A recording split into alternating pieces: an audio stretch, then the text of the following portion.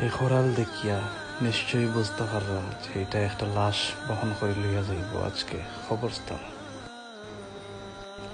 আর লাশটা হইল কি এই সাইদতলা ভবনের মালিক জনাব মুজাহিদ সাহেবের। আজ থেকে প্রায় 1-1.5 সপ্তাহ আগে তার লগে আমার আলাপ হয়েছে বিভিন্ন বিষয় লইয়া রাস্তার পাশে দাঁড়াইয়া। তখন এক মুহূর্ত লাগিও তো কল্পনা করছি না যে আজ থেকে 1-1.5 সপ্তাহের ভিতরে তানোর জানাজার নামাজও আমি যাই না।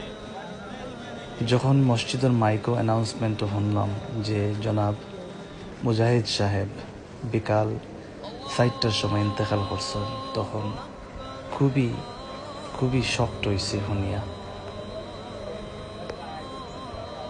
মুজাহিদ সাহেব সবুজবাগ এলাকার সাবেক সেক্রেটারি আসলা। যে কোনো বিষয় নিয়ে কোনো পরামর্শ দরকার হইলে তানোর কাছে গেলে তাই বালা পরামর্শ দিতা। আর আজকে ভাবতে অবাক লাগে যে তানোর জানাজার নামাজও আইছি আমি। তানোর জানাজার নামাজও আইয়া দেখি অনেক অনেক মানুষ আইসন জানাজার নামাজ পড়া লাগে। এই এলাকাবাসী প্রায় সবও আইসন জানাজার নামাজও তানোর। যেই শুনে যে জনাব মুজাহিদ সাহেব ইন্তেকাল করছেন হঠাৎ করে, সবর খারাপ লাগে এবং সবই শক্ট হইরা। তানোর বিল্ডিং এর নিচে প্রায়ই তাই দাঁড়াইয়া থাকতা, তো রাস্তা দিয়া যাইতে আইতে প্রায়ই তানোর লগে দেখা হইতো তানোর বিল্ডিং এর বাইরে। এই 4তলা ভবন মুজাহিদ মঞ্জিলের মালিক আইজ তানোর 4তলা বিল্ডিং ফালাইয়া যাইরা কবরস্থানের দিকে মাটির তলে গোমানির লাগি।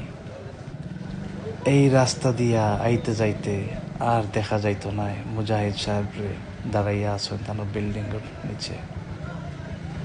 এই যে বডিটা লইয়া যাওয়ার কবরস্থানের দিকে জনাব মুজাহিদ সাহেবের বডি, এই বডিটা আর ফিরিয়ে আইতো না এই বিল্ডিং এর ভিতরে। শেষ বিদায় লইয়া যাইরা গি তানোর আসল ঘরের দিকে। আল্লাহ বিচারারে বেহেশত নসিব করুক। আমিন।